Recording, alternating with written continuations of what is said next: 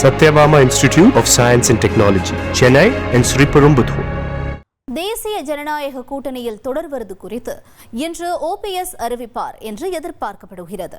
இது தொடர்பான தகவல்களுடன் செய்தியாளர் ராமச்சந்திரன் இணைகிறார். அவரிடம் பேசலாம். ராமச்சந்திரன், வணக்கம். இன்றைய நாளை பொறுத்தவரைக்கும் இந்த கூட்டணி தொடர்பான அறிவிப்பு எந்த வகையில சார்ந்ததாக இருக்கக்கூடியதாக நாம் எதிர்பார்க்கிறோம்? மேலும் ஆலோசனையில இன்னும் யாரெல்லாம் இணைஞ்சிருக்காங்க, என்ன சூழல் நீடிக்கிறது OPS தரப்பை பொறுத்த மட்டில்?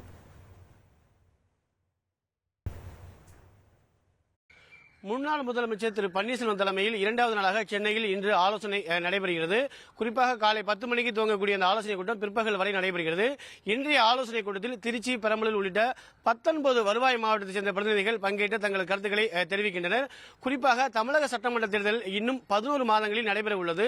ஆகையால் தேர்தலை எவ்வாறு எதிர்கொள்வது, தொண்டர்கள் பிரதிநிதிகளோட மனநிலை எவ்வாறு உள்ளது என்பது குறித்து எழுத்துப்பூர்வமாக திரு பன்னீர்செல்வம் கருத்துக்களை கேட்கிறார்.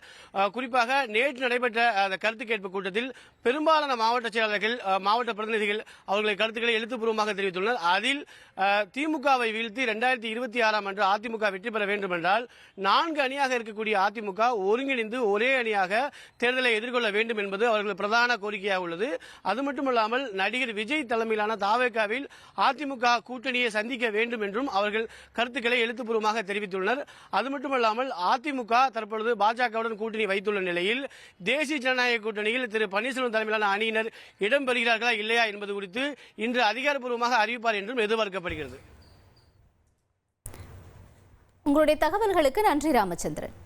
Satyabama Institute of Science and Technology, Chennai and Sriperumbudur.